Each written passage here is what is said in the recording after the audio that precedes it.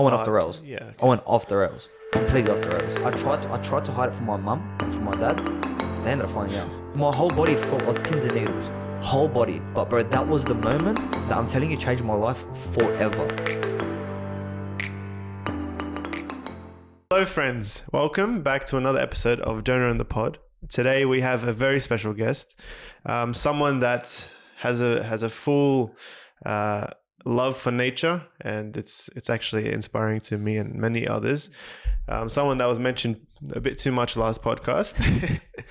Someone that, again, he wears his heart on his sleeve, and yeah, just everyone loves him.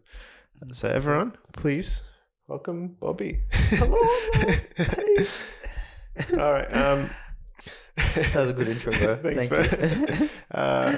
I say this to everyone that comes on. I hate introing, so I just don't laugh at me when I intro. All right. So today we're just I just want to hear your story, your testimony, your whatever it is that you wanted to share, whatever's on your heart to share. I would love to hear that. Okay.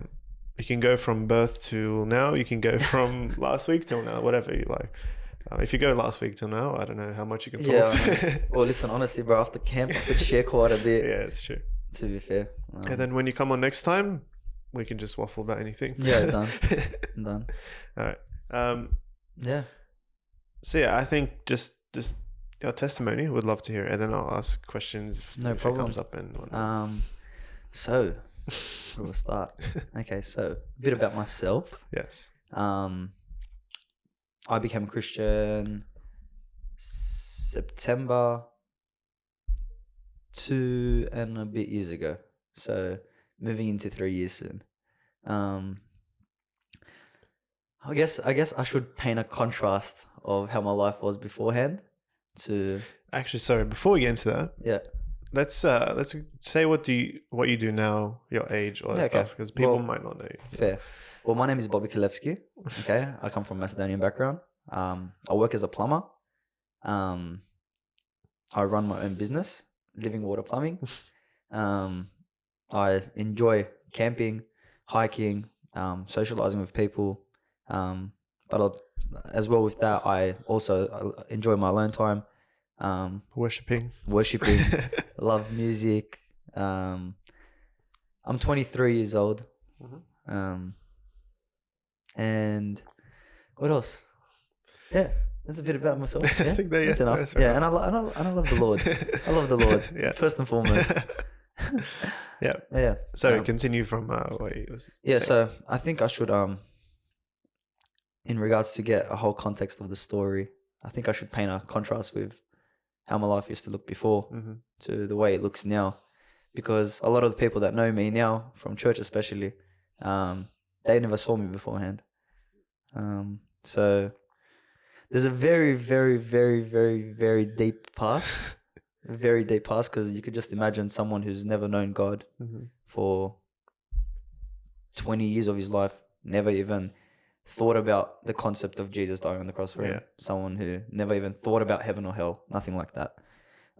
So my life was obviously just submerged in sin, but I didn't see anything wrong with that sort of thing. Did you know about Christ at all, or you just know Jesus? Nah, I grew up Orthodox, but it was there Easter, cracking eggs. Yeah. Yeah, like eggs. and it was just Christmas, and you'd go to church, light a couple of candles, and then see you later. Yeah. Okay. There was never any interest, never any concept, and as a matter of fact, no one ever really spoke to me about it either. Oh wow. There was one friend, Jeremy, but it was just worship music in the car. That was maybe his only way. It was always reminding me, but I never cared. Yeah, fair enough.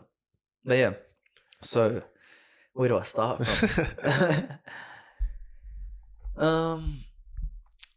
Let's go from, I guess,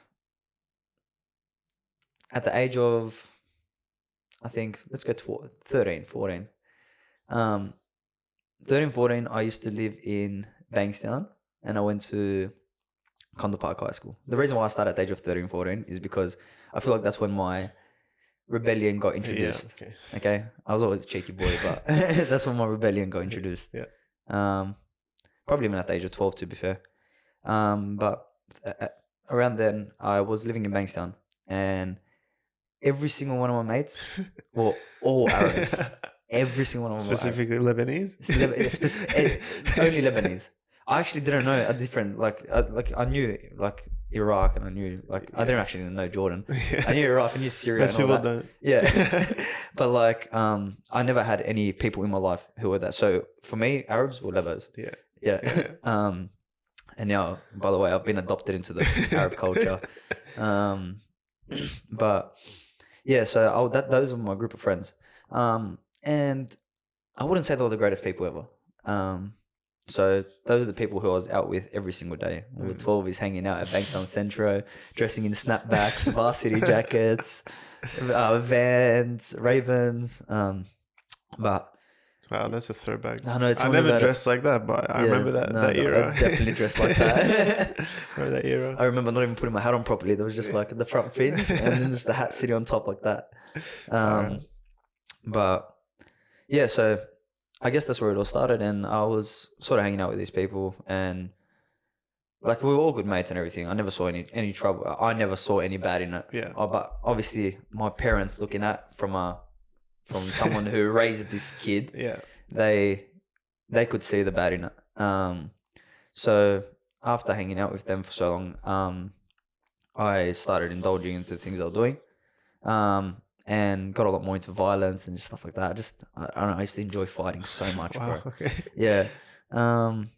But in the process of that, my parents wanted to get out of Bankstown for that matter. Right. To move me out of that crowd.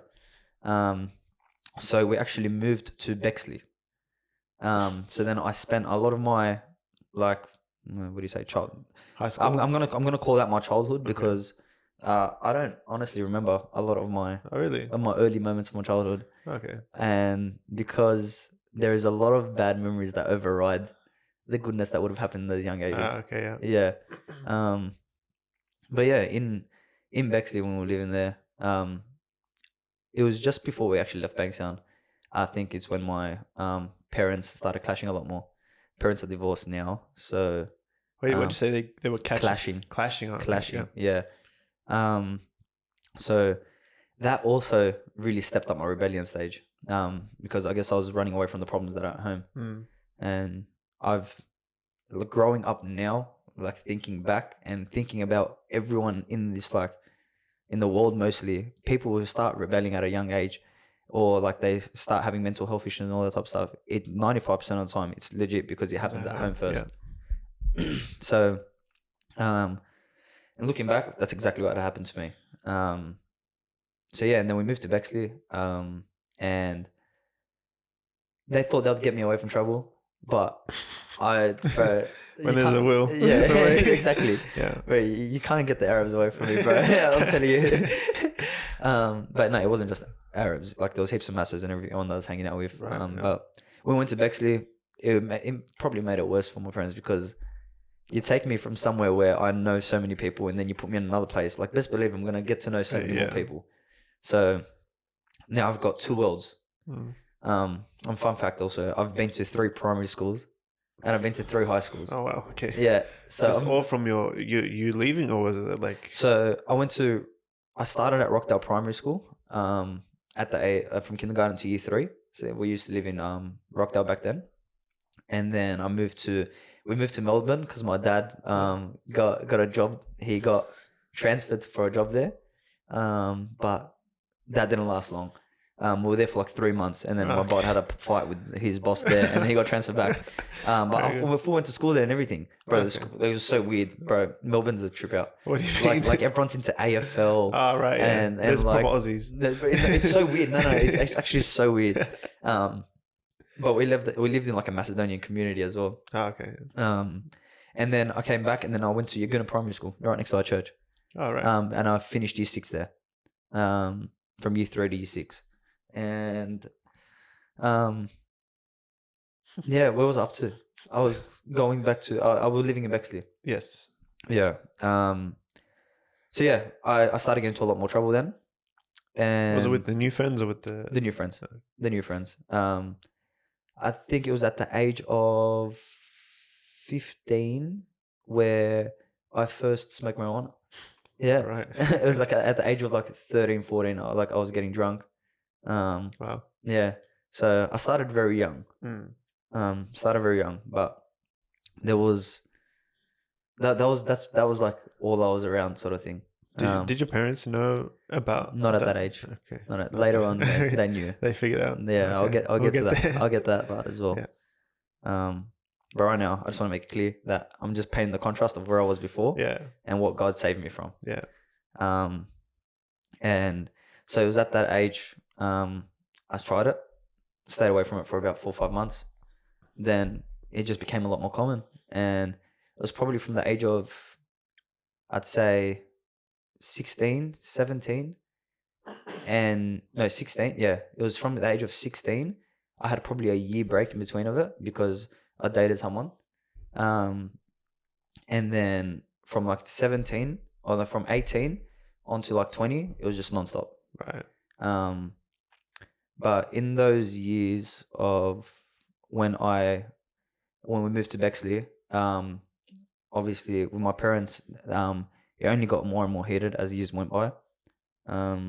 So there was a lot of, you know what? Actually, there was a lot of hidden pain in me, but it's crazy because I wouldn't notice that pain.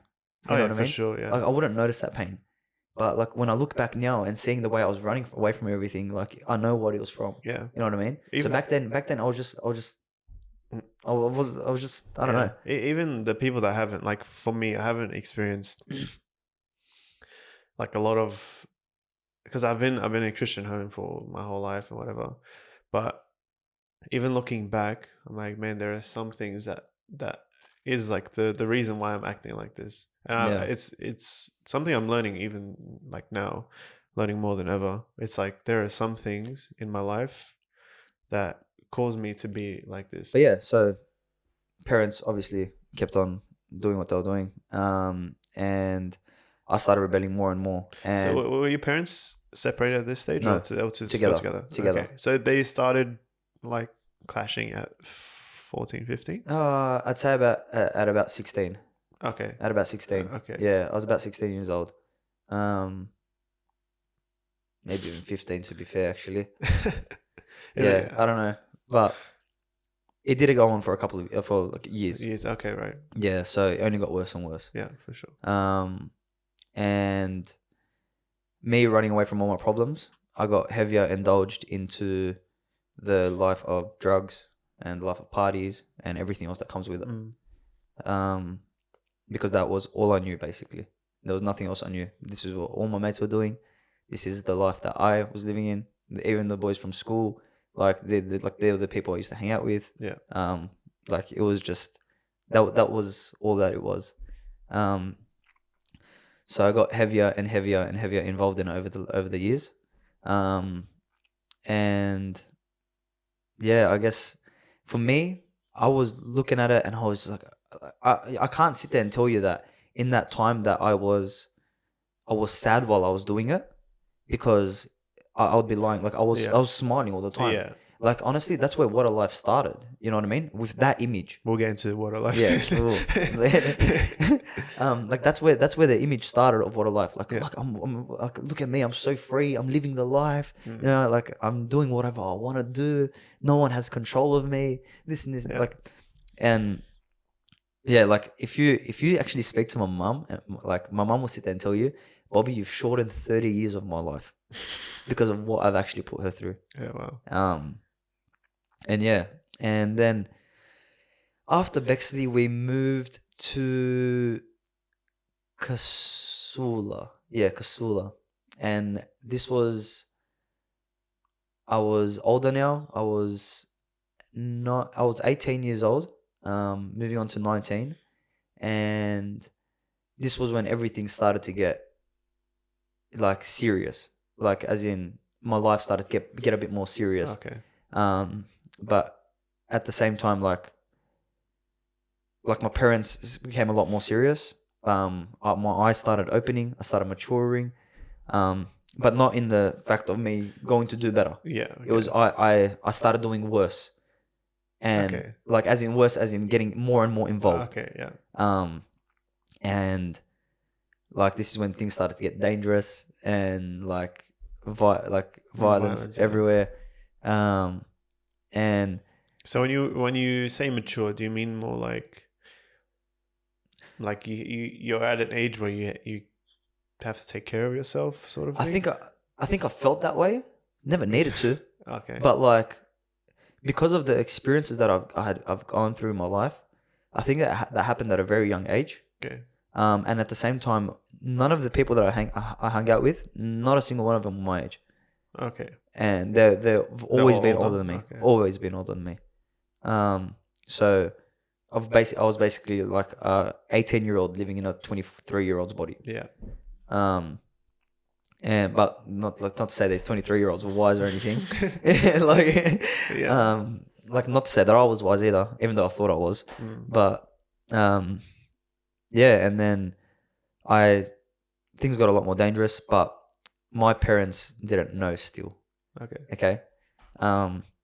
And then at the age of 19, I think my parents got a divorce. And that's when I went berserk. Like that ruined me. Like absolutely ruined me. Like you mean like berserk as in like you went I went off the rails. Yeah. I went off the rails. Completely off the rails. Because Indulged in now everything. all that pain that built up over those years, now it was let out. Right. Now it was fully let out. Like the people who see me now, like they wouldn't believe who they would have seen then. Right. Sort of thing. And were you always like, because it's a weird dynamic for me personally, because I was never outside of a Christian home. Like obviously there was rebellion and stuff in my life. There still is, but it wasn't too like, I don't know if it wasn't too like the extreme of like I never knew about Christ or never knew God or anything. I forgot what I was going to ask. What did I say? The extreme, like you're comparing. You've never been in a situation like me. Yeah. Were you? Sorry. Before Christ, we haven't got to that yet. But do you think you were like the same person? Have I just enhanced or carried it into Christianity? Yeah. Is that what you're saying? Yeah. Like, do you think you were still like, I don't know you beforehand, but were you still the Bobi that was into nature and was like loving and then just hard on your sleeve kind of guy? As I could honestly tell you, I was always the smiley one. Okay. Always. Like even going through all that trouble at home, I would go out and I'd put a smile on my face. And nature didn't get introduced until like me having to deal with all the trouble at home. Okay. That was another escape. Yeah. That replaced partying eventually. That's which we'll get to that as well. But yeah, so when my parents got divorced, it's actually crazy because my little brother went through leukemia probably like 4 or 5 months before they got divorced. Wow. And so he's in the process of still going through it. You know what I mean? That's tough. So there's all these things happening in my life, and I guess I didn't know how to deal with it. So I ran straight out. I ran, and if there's one thing that I properly regret in my whole life, after doing everything that I did and experiencing everything that I experienced, the thing I'd say I'd regret most is running when my little brother had cancer. That was one thing that even till this day, it kills me. And yeah, he actually, so my parents were going to move to Macedonia. This was just before they got divorced. Okay. My parents were going to move to Macedonia, and my dad built a house there, and he was like in the process of building, and then he built it. And my mum, my little brother, and my dad were going to go to Macedonia. I was like, no, there's no chance I am going. I was 19. I was like, I'm not going. I'm staying here. I'm living all alone. Like, I'm definitely not going there. So, and after arguing for so long, and like I was so stubborn, there's no chance I was moving there. There's no chance whatsoever. after arguing for so long, they accepted it. My little brother and my mum, they went to Macedonia. 2 months after that, my dad was going to leave. He was just finishing a court case that he had to finish, and then he was going to head off. Were you living by yourself? No, I was living with my parents. With you. Yeah, and then like when my mum and brother left, I was living with my dad. Okay, yeah. And then my dad was going to go up in 2 months. And anyway, while my mum and brother were there, that's when my brother actually got diagnosed with leukemia. Oh, when they were in Macedonia. Let me get a drink. Yeah, good. When they were in Macedonia. Yeah, when they were in Macedonia. Oh. That's hectic. Chuck that in the video. Yeah, so he got diagnosed while he was in Macedonia. So it was like, I still remember so clearly, like getting phone calls from my brother, just crying and just like crying like my name. And bro, it killed me because I was on the other side of the country. I was on the other side of the world, obviously, and there was nothing I could do. But even when they came, like, so my brother and my mum came back because the treatment there, bro, was terrible. Dreadful, yeah. Terrible. Like, bro, I remember my brother, like, he ended up getting water in his in his heart. Sorry, surrounding his heart. And it was like suffocating him. Oh wow. And they had to like shove a needle to suck all the water out, the liquid out. And they saved his life there. Oh wow. But the treatment there was horrific. Other than that, praise God for that though. Yeah. Fire out. Yeah. So then they came back to get better treatment, and in the middle of all that, parents got divorced when my mum and brother came back, and so I'm sitting here and I'm fighting so many things. And they weren't small either. So instead of fighting them, I actually chose to run. My brother would be sitting in hospital, and I'd remember so clearly, nah, I'm not going to come to hospital. I'm going to go to the beach with the friends. I don't know why, straight out. Like, to escape. It's just like, I didn't want to face it. I didn't want to face it. It was very scary. But thank God that he kept him. Yeah. Like, he kept him here and he's still breathing. And like, there was a lot of reconciliation that I had to do with myself, with him. Did he have like hatred towards you? He's never shown it. No. Okay. Like, I don't know, bro. The kid's awesome. Straight out. Yeah, he's a blessing. And he's never shown it. Even when I apologized, like it was actually when I came to Christ, like when I fully realized, like I've been so bad, like I've done so much wrong. But anyway, yeah. So that was happening at home, and I was just running, and that's when I got fully involved. And we'll fast forward to, I guess, let's just give a description of what that full on used to look like. Wednesday was Sheaf Wednesdays at Double Bay. Sheaf Wednesday. It's a club. It's a pub / club. Okay. On Wednesday. Okay. Wednesday night. Very Wednesday good. night.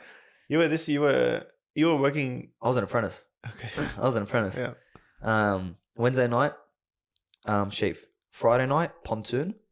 Saturday night, Compass. Sunday day, Marco Polo, MP. Fire out. It's funny because I've never heard of any of them. Marco Polo is Ivy, basically. Oh, okay. Yeah. All right. They're all clubs, or yeah, all clubs. Okay. That was my life for 24 weeks in a row. Fire out. Like, and I never went sober. Okay, so like, and those Wednesday nights, I'd either go to a hotel, sleep there for a little bit, and then I'd go back. I'd go to work the next morning, and I'd go to work. I think that's every tradie though. Yeah, I know. But yeah, so it was a bit like intense. But at the same time, I was free. You know what I mean? Free. Yeah. I was living my life. So It's funny because you were like, you were so not free. Yeah, tell me about it. Now when I look back at it, it's like, bro, wow. Yeah. But yeah, and then, well, so that was my life beforehand. Now let's get to the good part. Keen. Then I started to date someone, okay? And I was introduced to church. And I attended church at the beginning to impress her. Not impress her, actually. Just for her. Yeah. For her. Yeah. And so when I say I started church going to church for the wrong reasons, that's what it was for. But it was the wrong reason for you. Yeah. But God had other plans, bro. It was the right reason. Listen to this part. Bro, 3 or 4 weeks after attending church, we ended it. Oh, really? We ended it. Oh, okay. Wow. Yeah. Okay. So that was basically the mission of it, like that she had in mind the whole time. It happened, and then God just ended it. Wow, that's mad. So yeah. I mean, it's not mad. I don't know. But no, bro, I'm telling you, it was the best thing God's ever done. Like, Okay. Because like the fact that He took that away was like I was focused on Him. But the crazy thing is, like, as I was attending church, it was like I started going for myself now. Yeah. Like I wasn't going for a person anymore. That's cool. I was going, like, I intentively started listening. Like I started. So can I ask you what caused like your want to go? Obviously it was from your girlfriend. Yeah. But like after that, what made you go? Was it just like I just started listening. It's not because of pain or anything. I would honestly say I was probably at a really good stage, sort of thing. right? No, probably it wasn't 4. It wasn't. What did I say? 3 weeks? Yeah, you said like 4 weeks. Yeah, actually it was about 4 weeks. Yeah. But I just started listening. Like Right. it wasn't. I didn't go there because I was dying from pain, sort of thing. Of heartbreak. Don't get me wrong. That definitely did happen. Yeah, of course. Yeah. But not at the beginning. And then I just started going because I started listening. I started enjoying it, and then I started opening up my Bible and actually I didn't open my Bible for a while. I started praying, and then Jeremy, which is I've met Jeremy, right? Have I? Have you? Has he come to church at all? He's come once, and it's when I shared my testimony there. I think he's a big Islander boy. Yeah, I think I've met him. So he was the one Christian, as I mentioned earlier, that was like with me like throughout my whole life. Yeah. So he saw everything. That's and mad. I worked with him at like 4 or 5 different companies. So Okay, wow. we worked at one plumbing company together, which was where we met. And then I left that company, worked for another 2 companies, then went to another company, and then I got him a job at that company. Okay. And then I left that company and I got him a job at the company that I was at. Then I left that company, got him a job at that company. And then it happened again. And that was the last one. And then he went out and worked on his own. And now I'm out on my own. That's cool. And we still keep I saw him actually like 2 days ago. That's mad. We're still like very tight. Would you, maybe you're going to get to this, but would you say like, maybe, because was he friends with your friend group, or was it just like an outside No. friend? I wasn't. Okay. Outside friend. Well, did you like doing all the stuff that he did before you were a believer? Did you ever like look at him and be like, that guy's different, or that guy's weird, or anything like that? I honestly no. Okay. I didn't. I guess the concept of Jesus that he showed to me was he would replace every swear word. Like he'll be like, oh, flip this, like, oh, he's Yeah. oh, shucks, Yeah. like so, and he'll tell you like why he's doing it. He's like, because I love Jesus. I'm not gonna sit there and swear. Yeah. That's a topic in itself. Like, whether you can replace swear words with some other words. Yeah. But I think, yeah. like that was one difference with him, and the worship music in the car, because I was his apprentice at one stage. So we'd sit in the car together and he would just play worship music. We're like, bro, change this, put Legos on. Yeah. But no, there wasn't ever that grasp of difference that a lot of people see in some Christians. Okay. So Jeremy attended the church at Petersham. It's now called Revive. Yeah. And they held like a connect group. It was a Bible study. So actually, before I even went to, I went to Kingsgrove Church at the beginning. So brethren, okay. Yeah. Yeah. That would have been such a weird dynamic for Bro, you. just. So I actually attended the connect group first the week before I attended the church. So I went to the connect group just because like he told me, he's like, bro, come over, we're having a barbecue. I went over, we had a barbecue, and then there was a full Bible study. Yeah. And I was like, oh, hectic. Like it was just nice, bro. There was like 15 boys. It was very wholesome. Even me, like, bro, I'm telling you, if you told me 4 years ago that I'm gonna be going to church, honestly, I would have laughed at you so hard, bro. When I gave my life to Christ, when I gave my life to Christ, the boys were just like, Bobby, you're a church boy now. He's like, what? That's funny. Sorry, I missed out on a huge part actually. I was gonna say, like a lot of the people that I hung out with, we were like a huge group of about 40 boys. Like 40 boys. Yeah, 40 Wow. boys. Like there was a huge group, bro. Wow. Okay. And a lot of them probably talk rubbish about me nowadays. Like back then they would have. The fact that I've stayed consistent in my faith now is just this is who I am It's now. a testament. This is who I am now. But actually, no, I haven't missed that on a part. No, I'll get to it. So I'm actually still hanging out with this group of boys as I'm going to church now and attending this connect group. So I haven't given my life to Christ yet. And probably I'd say a month and a half or so into going to Kingsgrove, I got invited to Jeremy's birthday, and Jeremy's birthday, he had a whole group of his Christian friends. So boys, girls, all Christians. Yeah. And this night there was a bonfire at his house. People playing Wii on like a drop-down projector, and conversations were just like so genuine. Bro, you look behind you, someone's praying for someone. Like I'm sitting down behind the bonfire, I'm talking to a couple of people, and then they just start praying for me, bro. That's cool. Like, and that's something that I've never been around in my whole entire life. Yeah. So it's something so different. Mind you, what I'm used to is No. the other party that I went to on that night, and this is where the contrast comes. Okay. So I was invited to Jeremy's birthday, and then I was invited to my best friend's birthday. Okay, this guy is the person that I did life with for about 5-6 years. Yeah. And so I went, and it was at his house, after Jeremy's birthday, and I rock up to the house. I sit down. No, sorry, I went to like a club first, and then we went back to his house. And I sit down on the table at his house, and you walk in, there's drugs all over the table. When I say drugs, I mean like cocaine, MDMA, like weed. Everything. Yeah, like there's bongs sitting on the table. Yeah. They have girls just sitting there, like not for the right reasons at all. Yeah.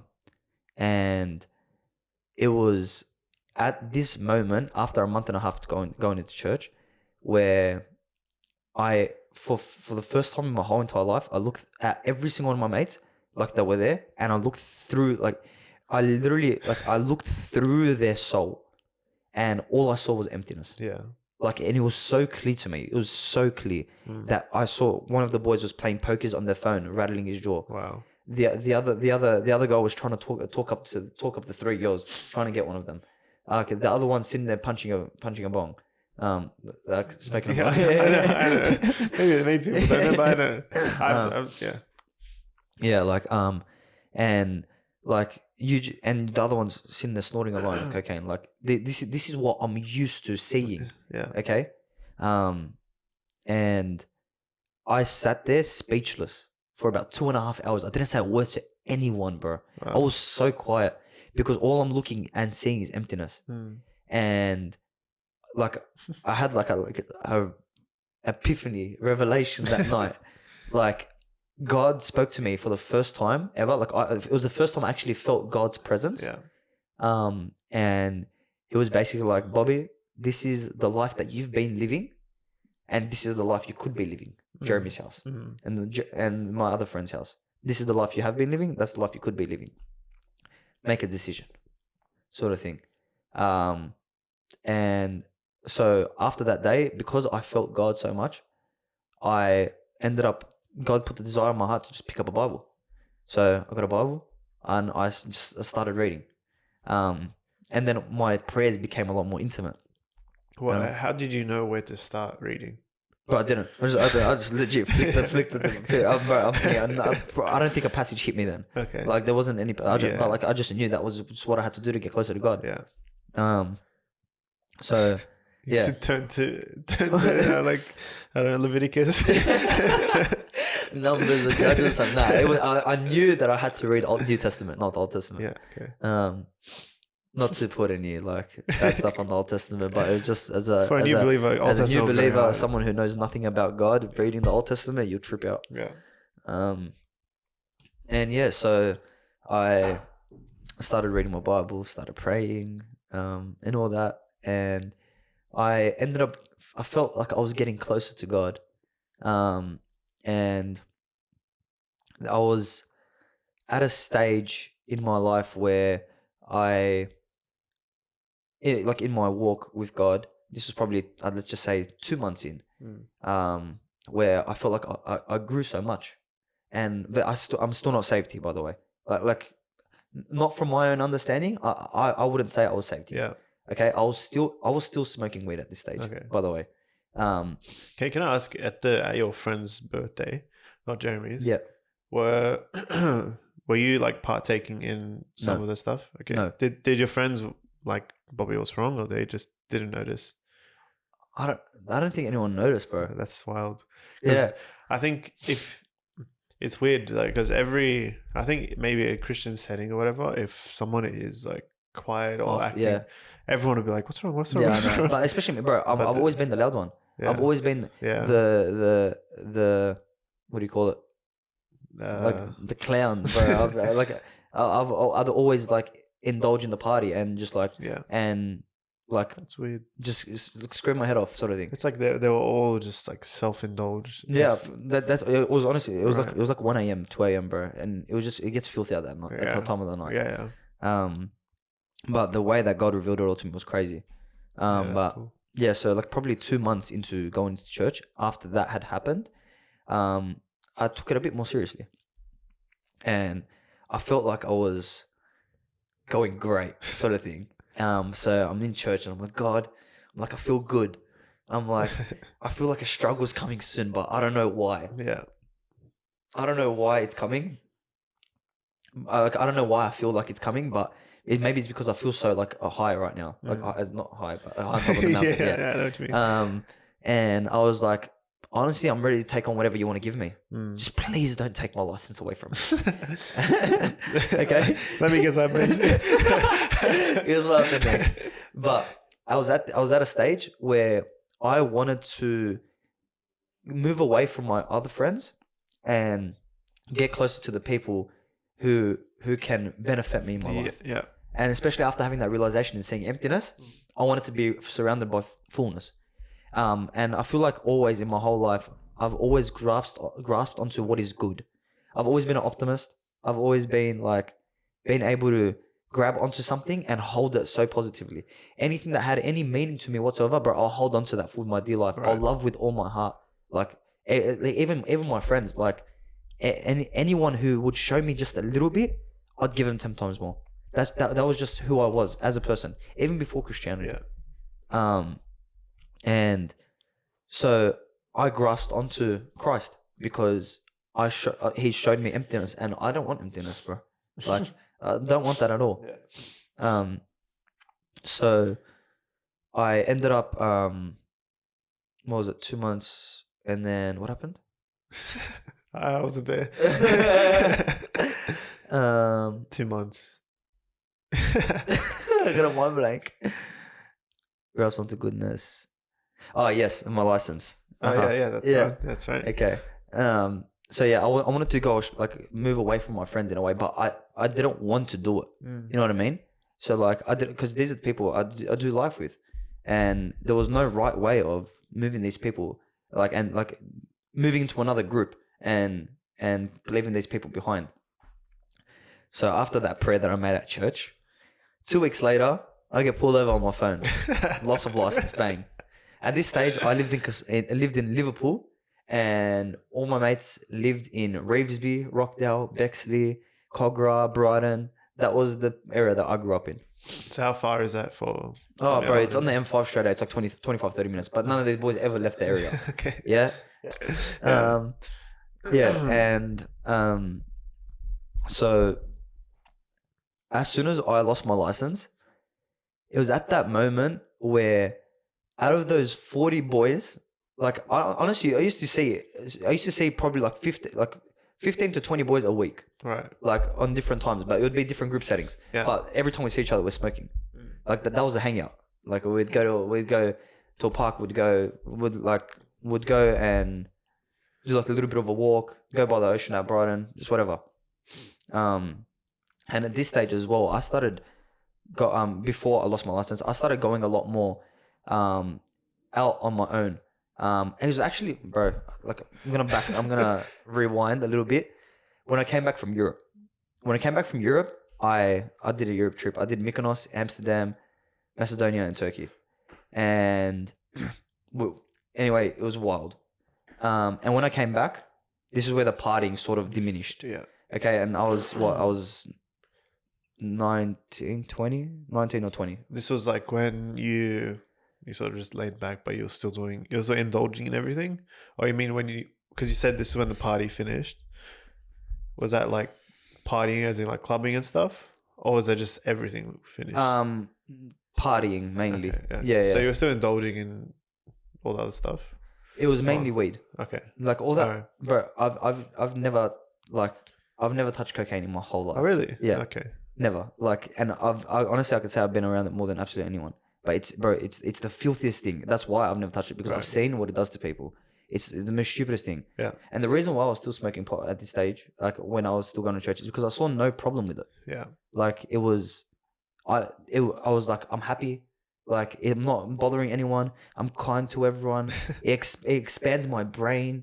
Like whenever I'm dealing with, like, that was my escape route whenever I was going through my parents' divorce and my little brother. Yeah. Like it wasn't just the partying. It was me leaving, going to sit at a spot and like sparking up a joint, and then just letting my brain go and just trying to figure out life, sort of thing.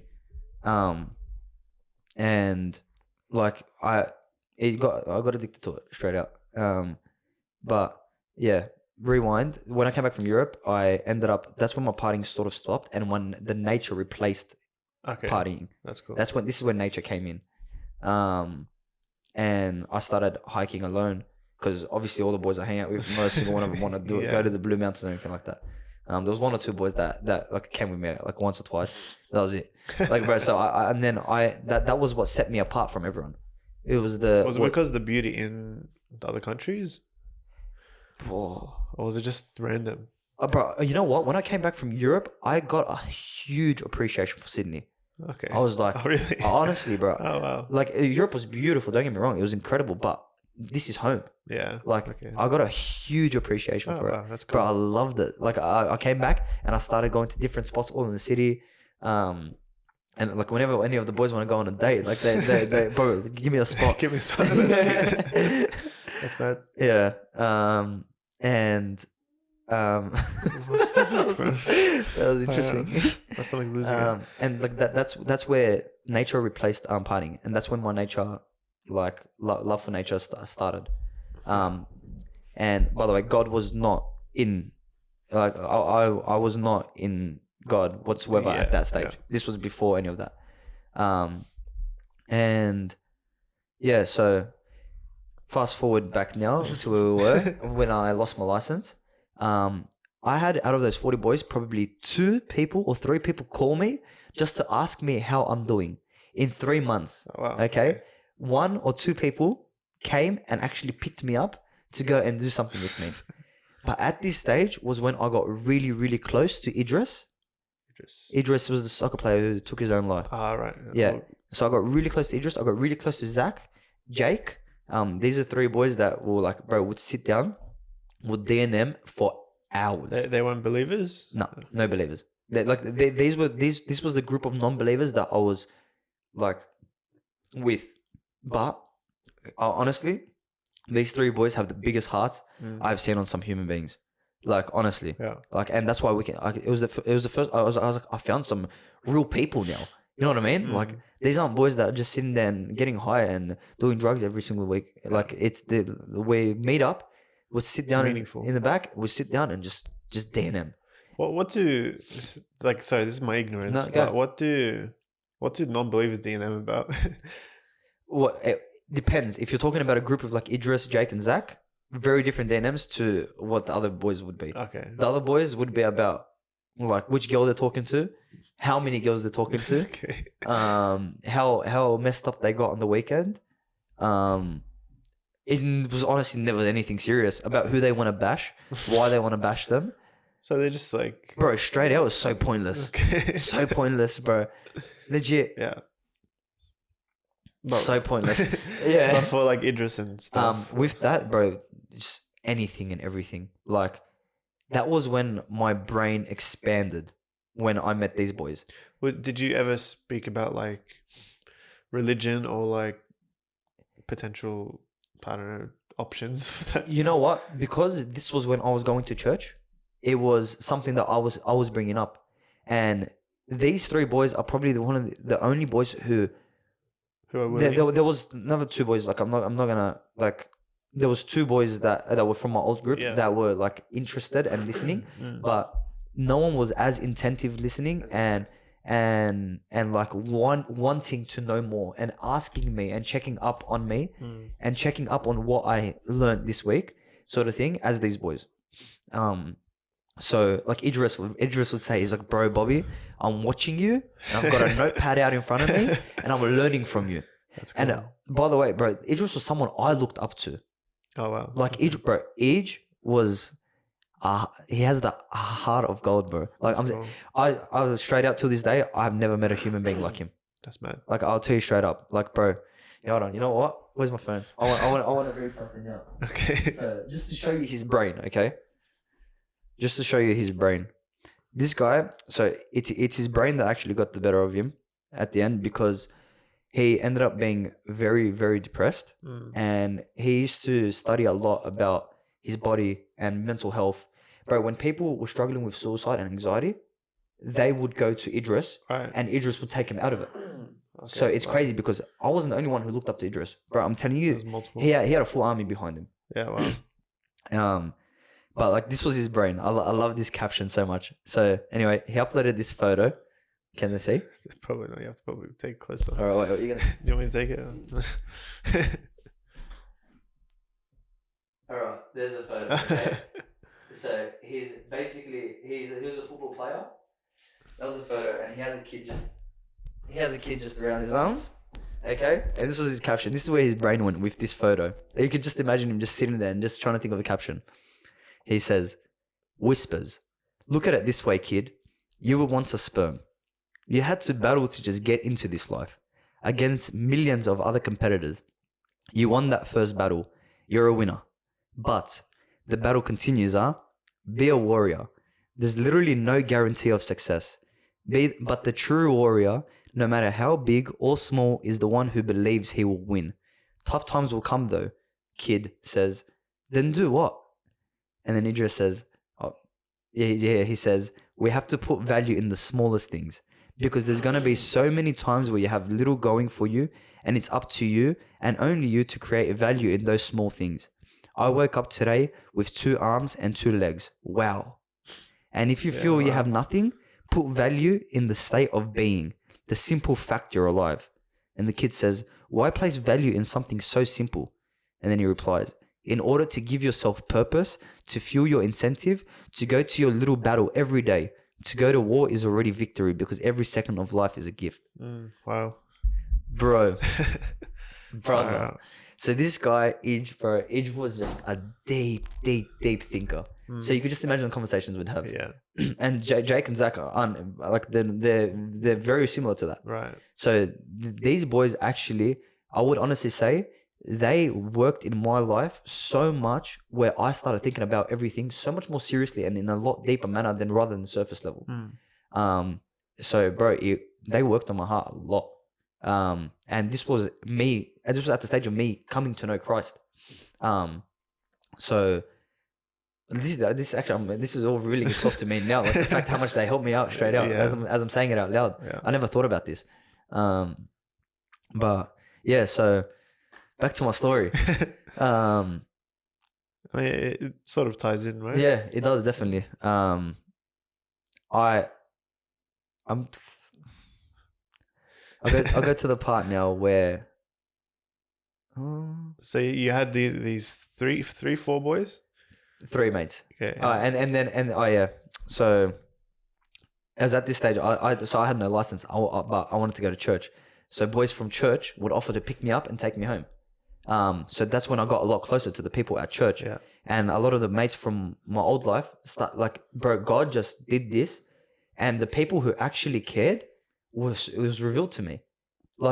And it's actually crazy the way it happened, because so many people struggle to, I know so many Christians nowadays, they struggle to get rid of the worldly mates, or not just get rid of them, but to just go away from them, because they want to, I'm telling you right now, those boys would have held me down from growing if I was with them, because I know that I don't benefit anything when I'm around them, sort of thing. Do you think you'll ever reach a stage where you can I'm not going to say it will happen or whatever, but let's say some of them come back in your life. I speak to all of them. Okay.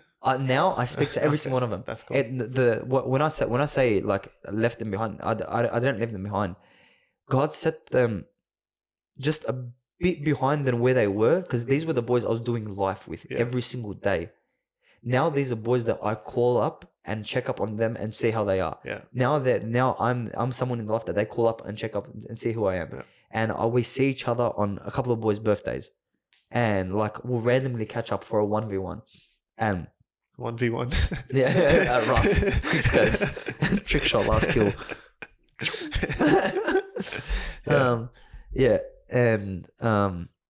These boys are all still in my life. Because I know that there are people listening that have maybe they're in a similar situation where they don't want to let go of the friends because they've become a believer. Maybe they want to try and help their non-believer friends, but it's also sort of dragging them down a little bit. Yeah. I don't know. I haven't really experienced that too much. But I think for me, I do have non-believer friends, but I think I'm at a stage where I wouldn't get influenced by the things that they do. Yeah. So I would hope that I could help them. Yeah. So at the beginning, you were at the stage where you're they're actually going to influence me more than I would them. Well, I was still smoking at this stage. I think that was I'm actually not even going to blame it on that. I just knew that what I wanted to be around, weed was not a problem for me at this stage, which is crazy, bro. I did not see a problem with it. Did anyone know you would bro, by this stage, everyone knew. Okay. Everyone knew. No one at church, but all the boys from Petersham knew. No one from Kingsgrove knew. Okay. But my mum and my dad fully knew. Okay. I got to a stage where I was going home high every single day. All right. And my mum would sit there and say something to me, and bro, I'd laugh at her face. I'm telling you, I feel so bad for mum, but she, seeing that has brought her to Christ. Let's say now. Yeah. That's we'll get there. That's a snippet. And yeah, so I wanted to sort of back away just so I can and get into this new thing now, because this was something different to what anyone is ever used to or anything like that. This is unheard of for these boys. Bro, growing up, there's no Christians around us. No formally people who have given their life to Jesus. Yeah. No one living like that. None of these boys, I guarantee you, not a single one of them knew a single Christian. Bro. Yeah, that's wild. I keep saying this, but it's a completely different life to anything I've experienced. Very different. Yeah. So yeah, then the boys started picking me up from church, and I got closer to them, and I got closer to Idris, Zach, and Jake. And now to the moment where I got saved. This was, I'd say, 2.5, maybe 3 months into going into church. Okay, so at this stage, Were you still actively reading and stuff, or it depends how What do you mean not active? active, Yeah. but like I Just, was constantly speaking to God. okay? Okay, and I was speaking to God, because, like I said earlier, I've always been the joyful person, like a happy person, and I've always grasped onto what is good. I will find the good in any situation, no matter how bad it is. Like it's always been me, and like I ended up. So I was at a stage now where I was like, all right, like now I want to grow with God. So I'm sitting there and I'm praying for a couple of days, and I'm just like, God, like I just want to grow, like right now, like just like thank you for like that I can see you, that I can feel you. Like the prayers were really like rookie prayers, but like no, what's a rookie prayer, bro? No, that was like I didn't know how to speak to God. Yeah. So it was honestly just like a little conversation, just like saying thank you for this, thank you for that. That's so precious, but Yeah, no, honestly, so bro, precious, he honors that, because like from someone who comes from where I came from to sitting there and actually thanking him for something, yeah. bro, it's something so different. And I ended up, all right, so I ended up going to TAFE. Okay, so this was a Wednesday, I think I was going to TAFE, or Thursdays. And TAFE finished at 4:00, and it was a hot day. I remember this day. And I wanted to go to Clontarf Beach, which is my favorite beach. It's in Manly. TAFE is in Waimea in the Shire. I finished TAFE. I'm like, I'm going to the Shire. I'm going. Look, I've always been able to do things alone. You had your license at this stage? Yeah, I did. I had my license at this stage. Yeah, I got it back. Yeah. I was always. Wow. Okay. No, that thing with my mates must have happened like probably near the beginning, a month in or something. Yeah, because obviously I lost my license, and then I lost my license for 3 months, and then I got it back. I wasn't driving illegally. I was a good boy. Yeah, that's good. Yeah. Yeah. I was like, everything else is. I've lost my license for that reason anyway. Before Actually, I lost my license 4 times. fire up. Yeah. Yeah, and then I finished TAFE and I drove to Clontarf Beach.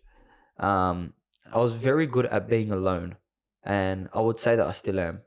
I really enjoy my alone time, because it's where I actually just now I get to sit in the presence of God alone with no distractions, which I love more than absolutely anything. Yeah. And before it was I get to sit in my own mind and just let it go. Yeah. And I went to Clontarf Beach and I parked up the car. This is like a secret hidden beach, bro. You need to go for a little walk down. I got my towel, and I walked down. I set it up, and just before I jumped in, I lit up a joint, and I went for a swim. And as I went for a swim, I was enjoying it, bro. I was loving it. And I was looking up and I was like, thank you, God, sort of thing. It's crazy how you see the contrast of like someone who's in there smoking but like worshiping God at the same time. Yeah. I still saw no wrong in it, even though my family, and another person tried to get me off it for a very, very, very long time. But no one, I'm telling you, no one. This is actually such an important point to this story. Not a single person for about 3 or 4 years could get me to stop it. Nobody. Yeah. Bro, nobody at all. Anything could happen. Anything could happen. I would still not be off it. I'm bringing it back to what you said Yeah. a while ago, but you said there was a period where you weren't smoking because your girlfriend. Yeah. So you do it for your girlfriend. But that's the thing. That was my last one. I was like 17 then. Oh, okay. That was another one. Oh, okay. So that wasn't the one so you weren't really for. into marijuana at this stage, right? No, I started it early. I did it for a little bit, and then when I met her, I didn't do it at all. Okay. So you weren't. But then after breaking up with her, that's when I really I really got into it. And then that's when I met someone else. Okay. But and that someone else couldn't even. Bro, no, not a chance. Because did she know? Yeah, okay. She knew. Yeah, but the thing with me, I don't hide things. Yeah. Like I don't hide anything from anyone. Like I tried to hide it from my mum and from my dad. They ended up finding out. Yeah. Like then I just got to a stage where I'm just like, I'm not lying about anything anymore. Yeah. Like it's no point. They're just gonna find out anyway. So I'll just deal with the consequences every day. Yeah, and then I was enjoying the swim, and I ended up finishing the swim. I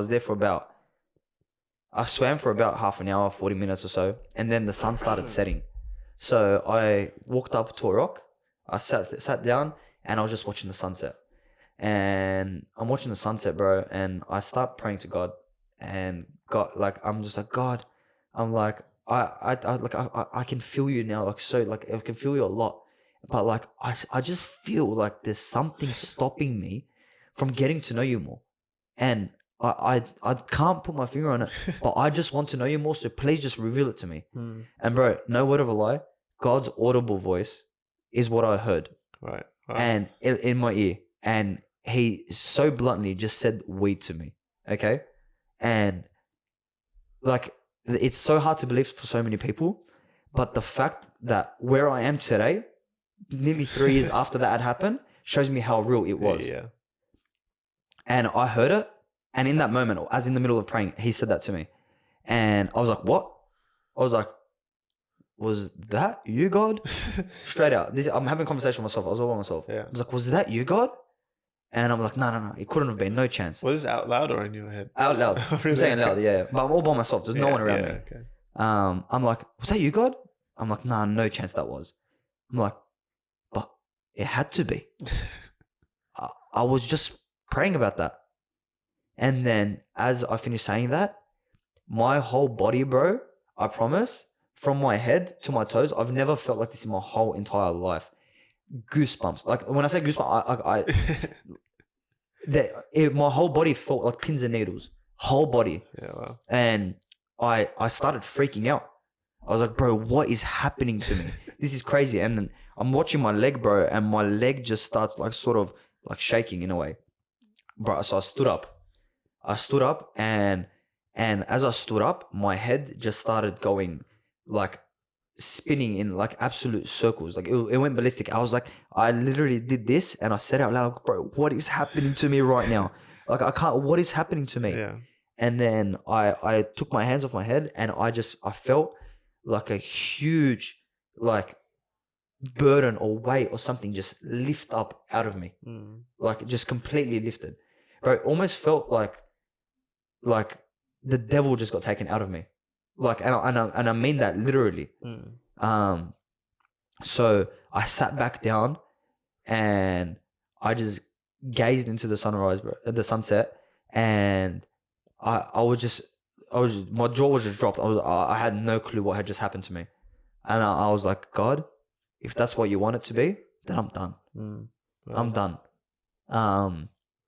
So that was it. But no, sorry, that wasn't that was it in that moment. That was it from there.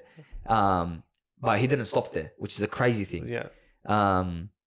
And so that experience itself would be so hard for some people to grasp onto and to believe. But bro, that was the moment that I'm telling you changed my life forever. And there's evidence in it. Yeah. There's evidence in it because of the way that I'm living my life till this day. Because that is what I always hold on to, and that is what I acknowledge for what had happened in my life for me to give my life to Christ. And it was, look, if nobody in 4 years, 5 years would be able to take me away from what I was addicted to most, the little G God in my life, and the God could actually take it out of my life in a snap of a finger, bro. Yeah. Snap of a finger. It is instant. And you haven't. Actually, I don't. You don't have to answer this, but you haven't gone back to it. I've listened, bro. You know what the craziest thing is? Someone who was so hooked on it, I did not have withdrawals, bro. Wow. I didn't have till this day. I haven't had a single temptation for me to ever light up a joint ever again in my life. That's amazing, bro. Crazy, insane. And like, bro, I know boys till this, now if they don't smoke weed, bro, they'll have a seizure. They'll shut down. Yeah. They'll have a seizure. Right. And anyway, he didn't stop there. I got up from the rock. By the way, I sat down after that happened for probably another hour and a half in just like gobsmacked. just like So what happened? Like What just that. happened? Yeah. And ended up getting pitch black by the time I left. Wow. Yeah. So because it was just incredible. Anyway, I walked back down. So I was walking to my car, walked down. I put my phone face down on a rock. Okay. And I went and washed my feet in the water. It's from the sand. And I walked back to try get my phone. And I had realized that it's pitch black. My phone's face down. And it's on a rock somewhere. And like, because the rocks on the beach were like probably like 20, 30 meters apart. Yeah. And I ended up leaving my phone face down. And then my first instinct was to like go to God. I'm like, God, you've already done enough for me. I'm like, but please just let me find my phone right now. And bro, I'm no word of lie. That very second, I got a phone call. I got a phone call and my phone lit up.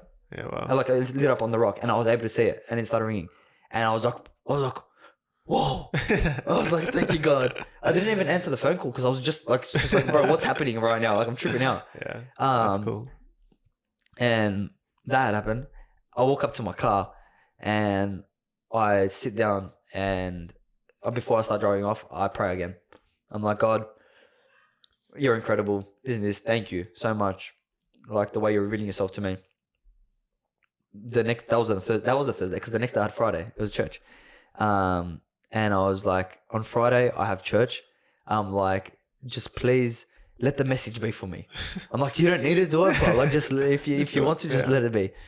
Anyway, I went to church that day, and I walk in, guest preacher. This bloke, his name is Robert Ayub. Never seen this guy in my whole entire life, bro. I sit down. The bloke, before he gets up, he doesn't even introduce himself. He gets up on stage, and the first words that come out of his mouth is, "You cannot idolize worldly things." And then I was like, again, bro, that whole sermon, I promise, pieced my soul, pieced my heart altogether. Wow. And I remember he said a verse. It's in 2 Corinthians. I forgot which verse exactly, which chapter. I think it's in chapter 5 somewhere. But it says, God catches a wise man in his own craftiness. Okay? For me, weed was my craftiness. I thought I was wise in the way of using it because I was like, I'm not doing any harm to anyone. Yeah. Like I'm using it to enhance my ability to think. To think, yeah. And all that type of stuff. And bro, God caught me in my own craftiness. And bro, that verse was said on that day, the day after. Yeah. So that was it.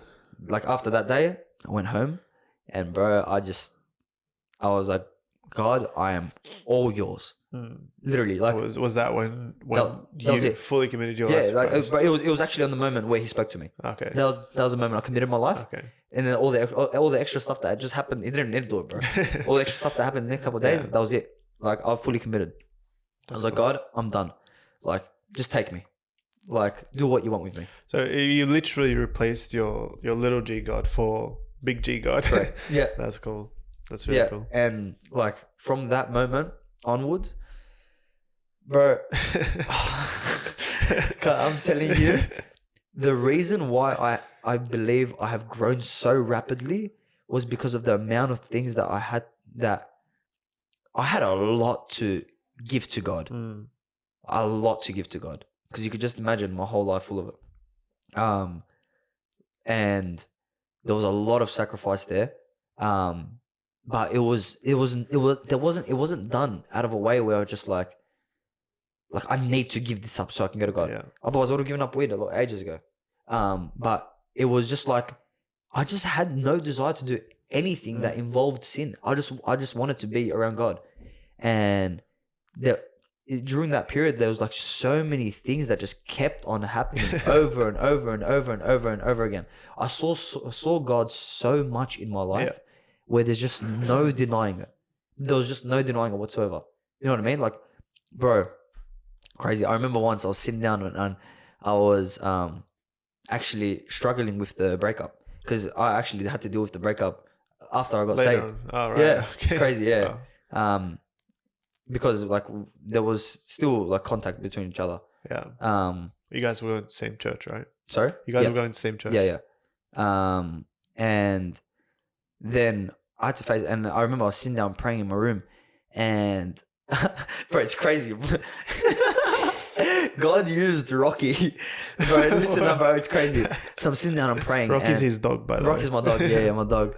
I'm sitting down and praying and like asking God to like just fully heal my heart, to just like to just look at God and forget about everything else, bro. And my Bible is sitting there, it's open on the bed. Rocky comes in the room, bro, while I'm praying, and he goes on my bed and he rips out a piece of my paper with his teeth. And bro, you know the verse he ripped out? It's in Philippians, I think 4. I have counted all things as loss, as rubbish, for the sake to gain Christ. Yeah. And he ripped it off and I took it out of his mouth and I read it and I just started crying, bro. I started crying, bro. Like so little things like that. I'm sitting there and for like the first time I ever actually prayed for my mum to know God. I'm sitting down and I remember kneeling on my bed, beside my bed, and my door's closed. And I'm sitting there and I'm praying for my brother, I'm praying for my dad, I'm praying for all these things. And the second I mentioned my mum's name, she walks in the room. Oh wow. So my mum's not a believer at this stage. Yeah. Saw that. Anyway. Bro, this is taking a lot longer than what I thought it would. Sorry. It's okay. We're just gonna yarn on. We've been going an hour and 15 minutes. Yeah, beautiful. That's all. And then after probably a month of being saved, I wanted to get baptized. Yeah, wow. Yeah, and this was a huge thing for my parents. Because they're Orthodox. My parents, when I told them where I'm going, they're like, you are in a cult. Like, you have no clue what you're doing with your life. Yeah. This and this and this. And when I decided I wanted to get baptized, I invited them. I told them, like, Mom, Dad, listen, like, I'm gonna go get baptized. I know you did it for me as a baby, but this is my own personal decision now. Like, I want to do it. I encourage you to be there for one of the best days of my life. Yeah. My dad was like, nah, there's no way. Chance. If you go and do that, I'm gonna disown you. This and this and this. I'm not even gonna call you my son anymore. My mom jumped on board with him. My grandma from Macedonia called me to tell me that as well, because apparently I'm joining a cult. Your parents were separated. Yeah, they were separated. They agreed with each other. Yeah. And I was like, Mom, Dad, you're speaking to me with just so much anger in your hearts.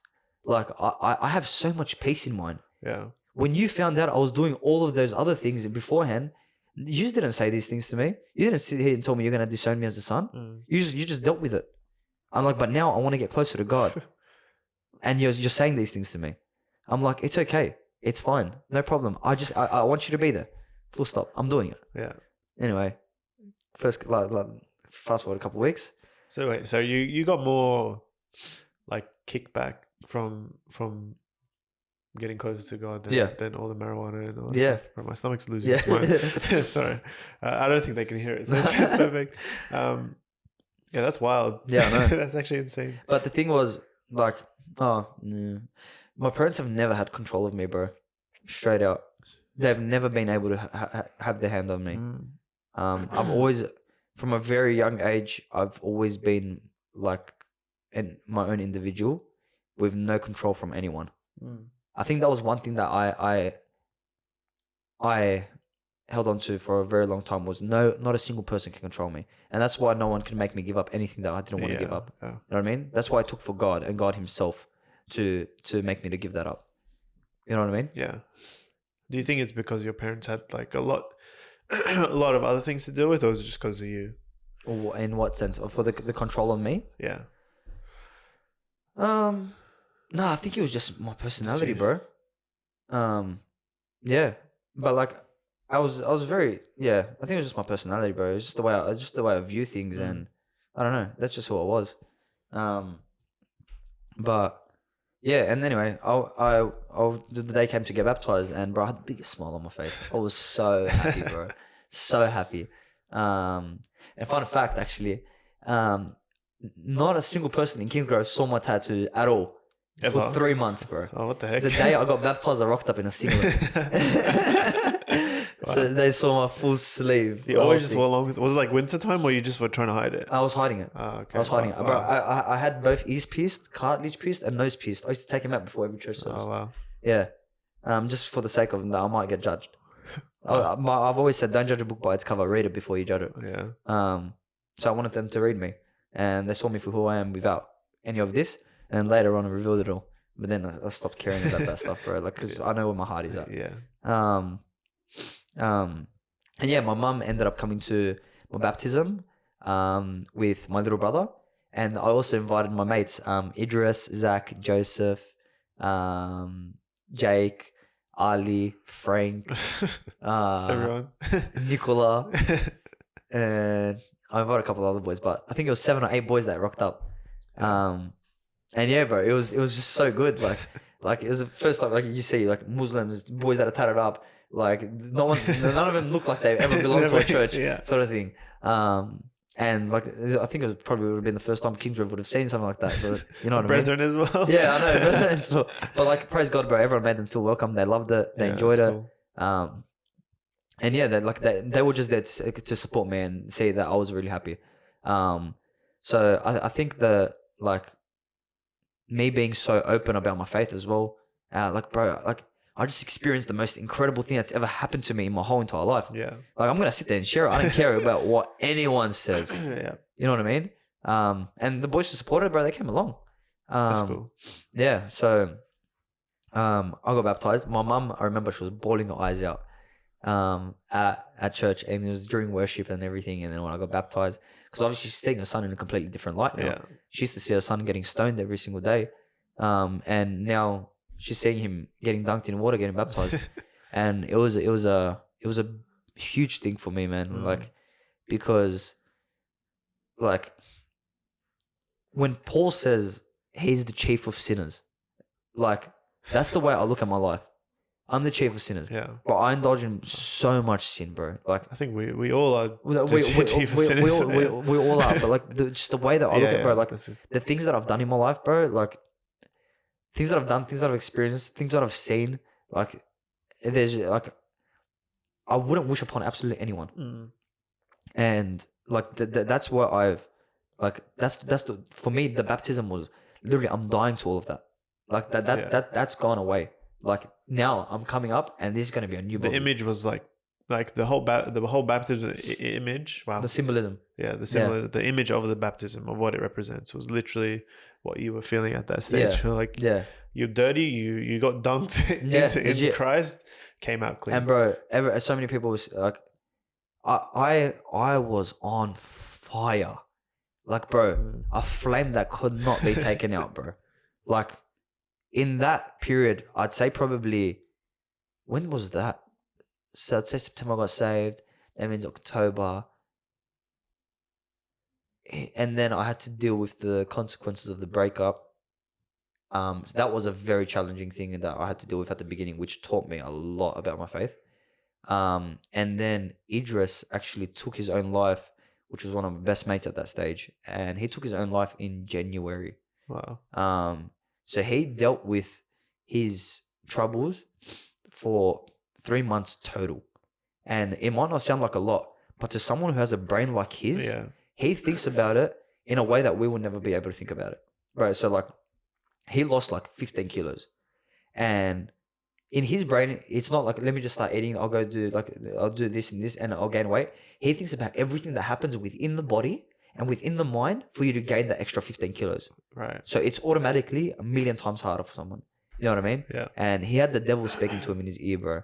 So that was something that for me at the beginning, like he spoke to me about everything, and I was sitting there and I was like speaking to him about the Bible, speaking to him about Jesus, how he could set him free and everything, inviting him to church constantly. And I remember one day, bro, this was in the peak of his struggle. He ended up this was in the peak of his struggle, and I knew what was going on in the mind, because I understood the concept of the devil and I understood the concept of God. And like through him and through a couple of other people that were in my life, I can honestly say I saw the devil at his work. Like, bro, like in I saw him at his work completely. Yeah. So much. And like that was one thing that I knew that I had God in my life. And like I know that God's the only thing that can defeat the devil. And so I'm sitting there and I'm trying to impact these people. And Idris was so listening to everything. But after, so I invited him to church this 1 week. And by the way, sorry, I moved to Petersham, Revive, because I didn't feel like, I felt like I had outgrown Kingsgrove. There wasn't anyone my age that was thriving on fire. You know what I mean? And I was lit, bro.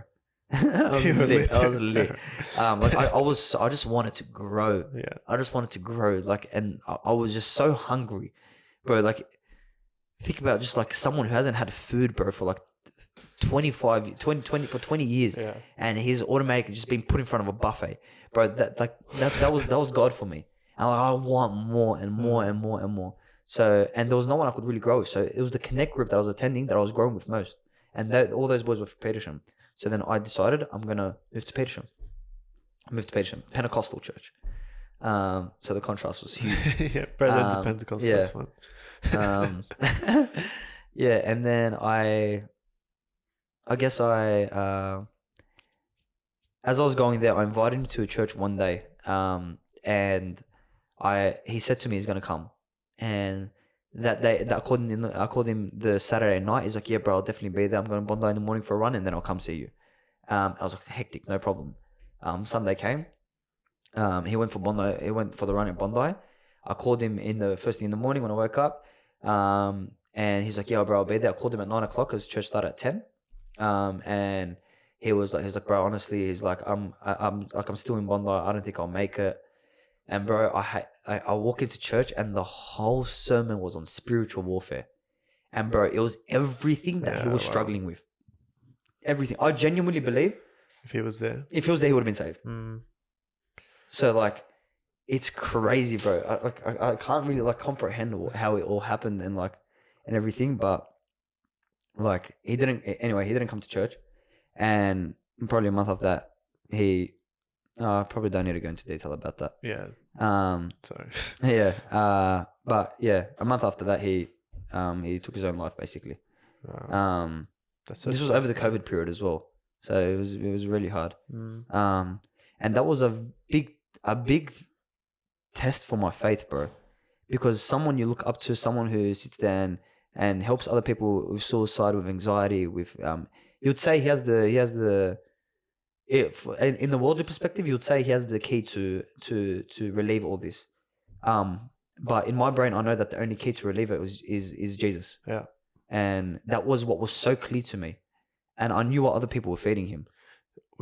Was that situation, do you reckon that brought you close to Christ, or was it like a pushback? So much closer to Christ.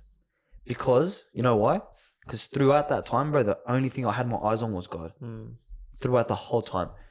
I did not stop praying over and over and over. And bro, every single day, my prayers were so consistent for him and for his family. And as time went on, I kept on praying. And then at the morning stage, after everything had happened, we're at his house, I'm still praying. I'm sitting there, I had a group of people like gathered together, and I'm praying for the people. And bro, like, God was working through me in a way where I was just like none of this is me, bro. Yeah. Like, I cried I bawled my eyes out for about a week.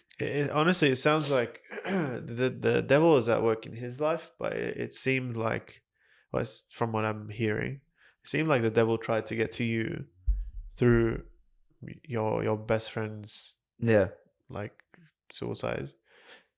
He was trying to get to you, but God's like, nah, mate, he's mine. Yeah, literally, bro. It was almost like bro, my life honestly has been sort of like a Job situation in a sense. Like, and like, I've only been in the faith for what, 2.5 years.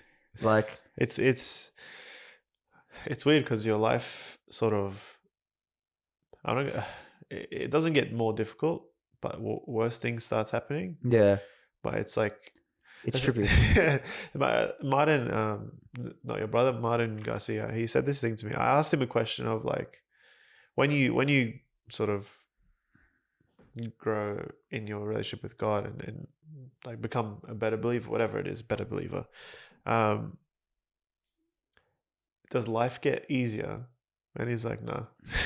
He's like, no. No chance, bro. But it gets so much sweeter. Yeah, it I was does. like, bro, that's like that is like facts. And I've seen that in my life. And I haven't recorded the first podcast yet, but I'm hoping tomorrow I will. And in that you'll see what God did in my life. Because it was like, there was a day where I came to Christ, but it wasn't the transforming day. Yeah, if that makes sense. It was like 3 years later where there was a day where it was just like it completely switched like my whole mindset and stuff. Like I realized that I was like, bro, I'm not living a life that I should. Yeah.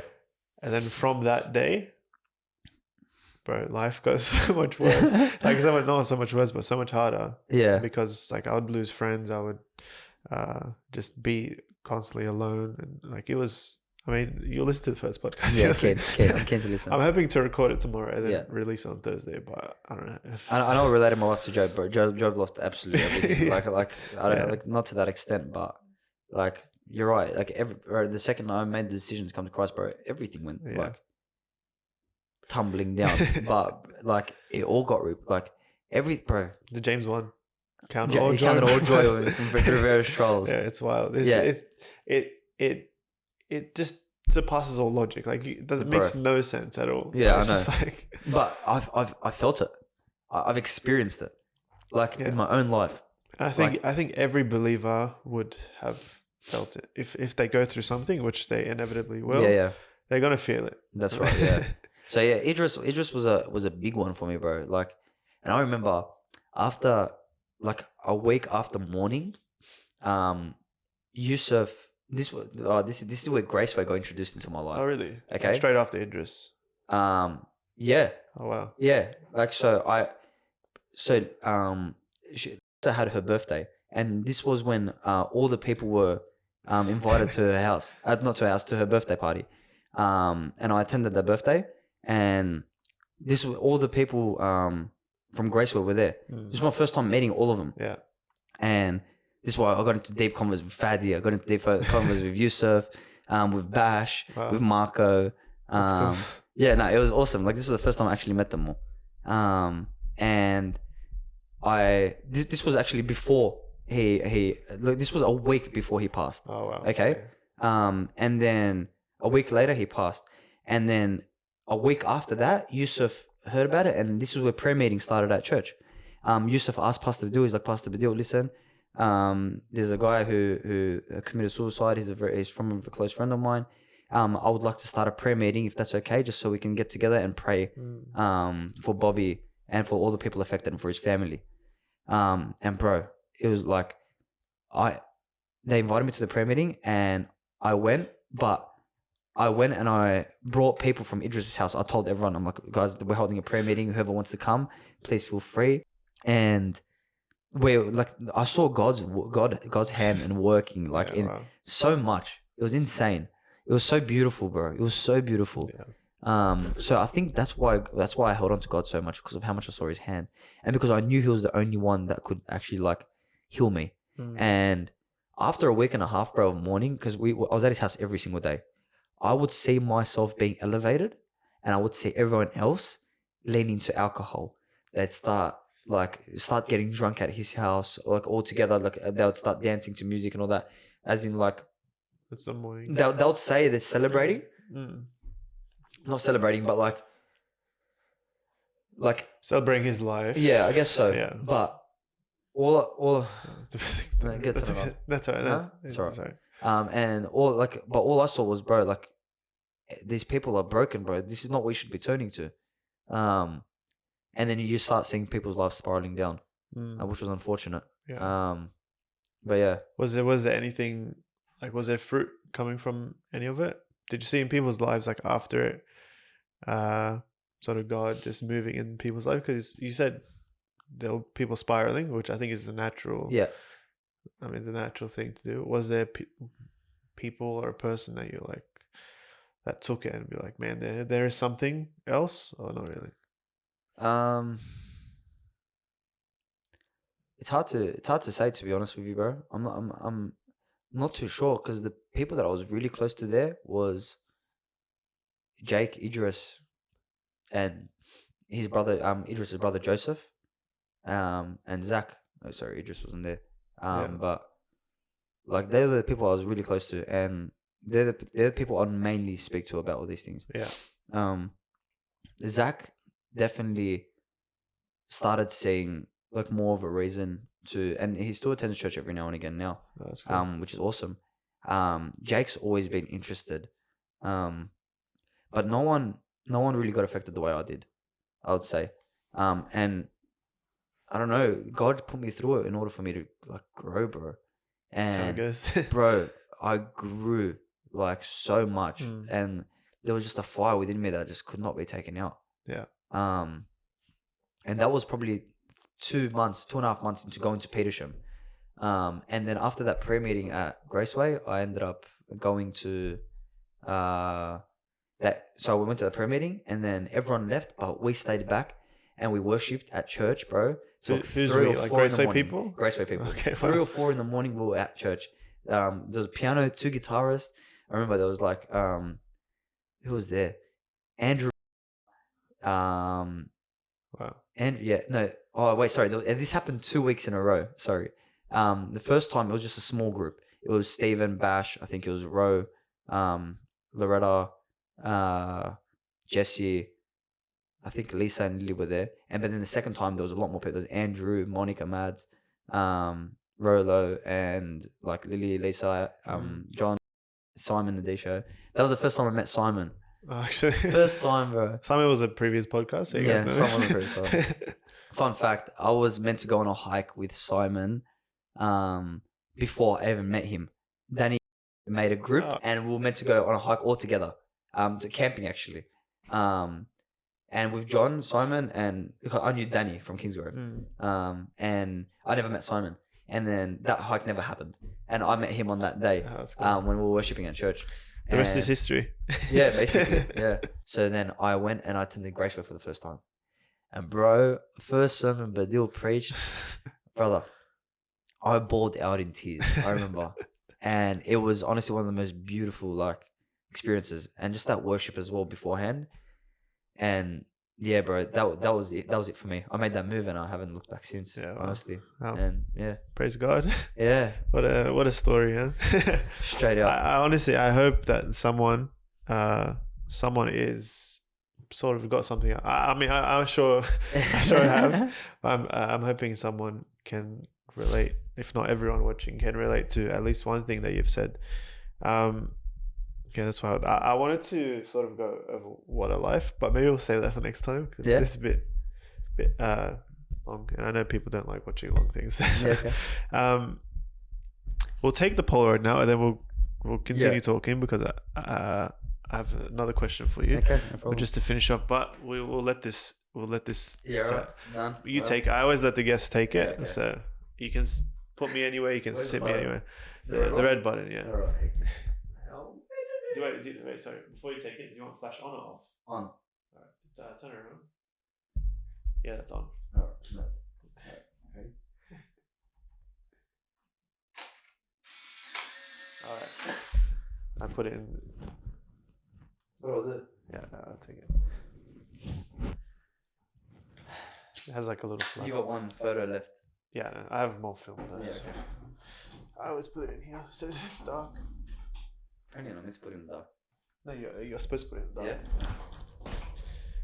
But yeah, that was my, I guess, some of the story with a lot left out. But yeah.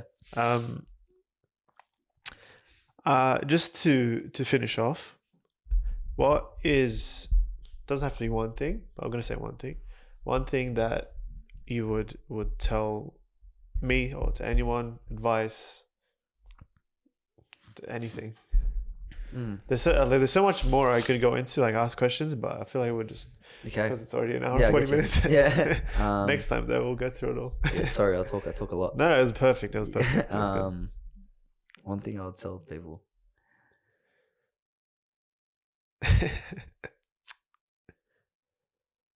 I'll let you think about it. Yeah, let me take a moment because this is the most important part. I think I'm gonna say that, like, look around you and look at the people who are striving towards Christ in your life.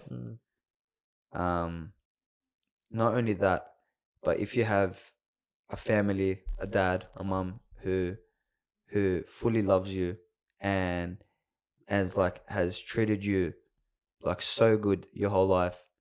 You have siblings, you have cousins, like who love you, and like a big beautiful family. Don't take that for granted ever. Yeah. Okay. Because for me growing up, I don't. The reason why a lot of like the good memories from a very young age are wiped out was because of how much bad I went through. And I can only I don't. It's hard for me to feel the love. You know what I mean? It's very hard for me to feel the love from my whole family because of how much I went through with all of that. So grasp onto the goodness of the people around you, and most of all, just like I always say this, but if you want to become the best version of yourself, go to the one who created you. He like Amen. for me, Jesus just like fully transformed me. But not only that, like, bro, he has my whole life written in the palm of his hands. Yeah. And another point that I'm going to add on to that is do your best to just completely surrender yourself to God, in a way where you don't take matters into your own hands, where you just allow God to work in your life.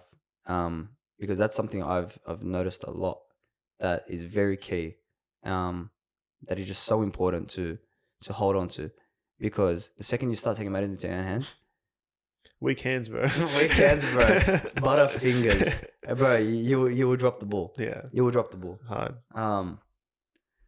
So yeah, like I think that's something, and don't take the little moments and the people who love you around you, that are around you, and the people who use us.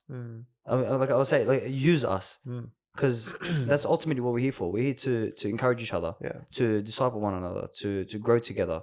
Like if you're struggling, bro, I don't even care who you are watching. Straight out, message me. My name is Bobi Kalevsky. Like we can put your Instagram or whatever in the description. Yeah, like honestly, and just grasp onto God. And one key thing, probably one of the things that I take that has probably balanced me and that has lifted me up so much in my life is being still before God alone. You need to spend that alone time growing with Christ. Amen. That alone time. And for me, what has helped me a lot was doing that outdoors. I literally, I've been thinking through your testimony, through this whole thing, I've been thinking about one person that has been on my heart recently. He's a new believer. I mean, if he's watching, he probably knows who he is. I literally said to him today, because he's trying to find a church. But I said to him today, I was like, look, you're having people around you, having a good church, obviously is superb, but you have to spend time with God alone, because if you're just relying on others, then like if they have a sort of a period where they're not loving God or their relationship's not the strongest, your relationship's not going to be the strongest with God. So you need to, and obviously there'll be down points and high points. Unfortunately, that's how it is. But we need to, and this is something for me because I struggle with it. I need to have my own relationship with God rather than rely or just be like a church relationship. 100%, bro. You know what it is, bro? Me growing up, I never had those sorts of relationships where people are lifting me up. Yeah, you know what I mean? Like, bro, I'm sitting there, I'm watching the youth they have a whole bunch of people who genuinely love them with all their heart. And this is what I was saying when I was saying, don't take it for granted with like the family members who are lifting you up towards Christ and all that type of stuff, and your cousins and brothers, sisters, whoever you may be. Because I'm watching the youth and I'm seeing how many people genuinely love them, including myself. And I just want you to just rise. You know what I mean? Yeah. That's all I want. And I know that's all you want, especially. And like so many other people. And like, don't let go of that. Don't take that for granted, because it's coming from someone like myself who has never had that in their whole life, bro. I've never had anyone wanting to lift me up, ever, bro. Like I've just everyone's just been a part of my life in the fun that I've experienced, but no one's ever tried to lift me up until I probably met Idris, bro.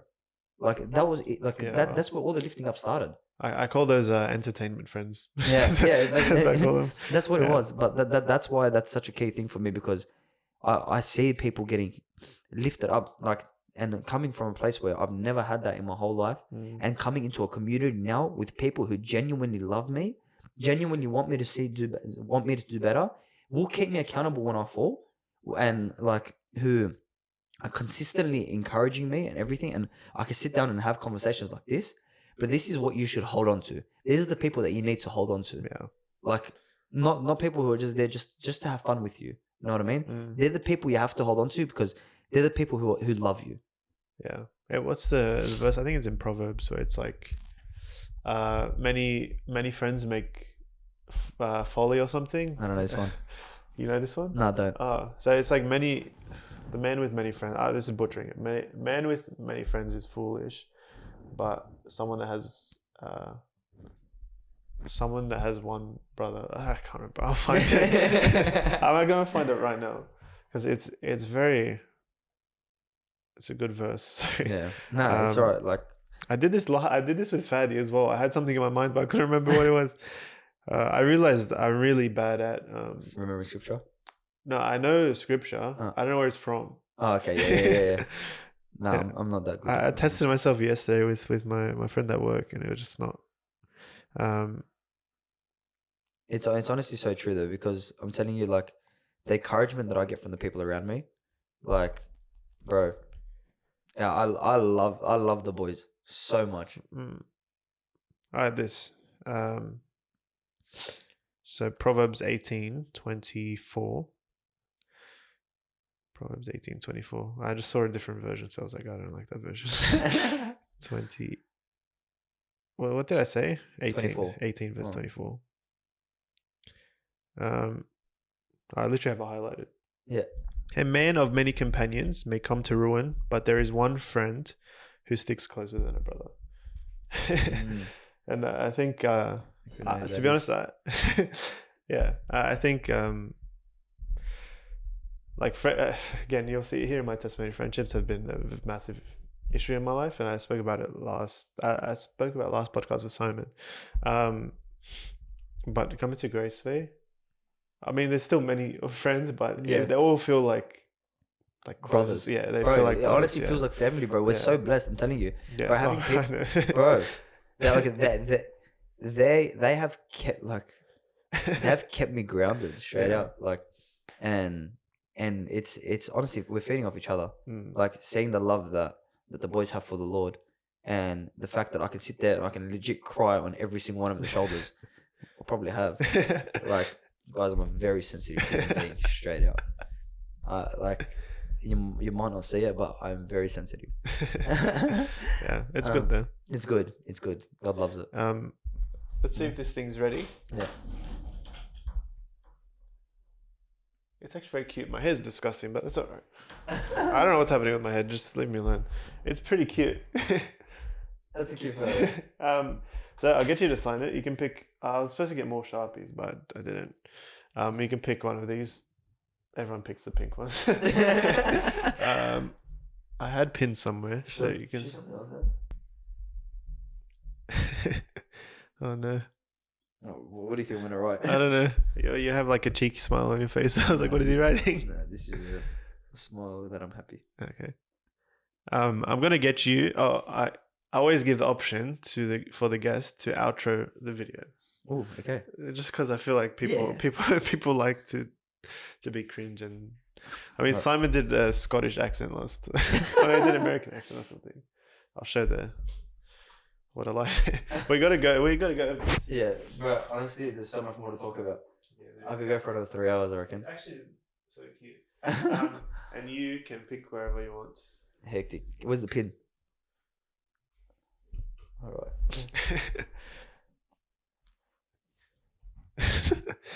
Everyone's just one-upping each other. No, hold on, I need to stand up. Yeah.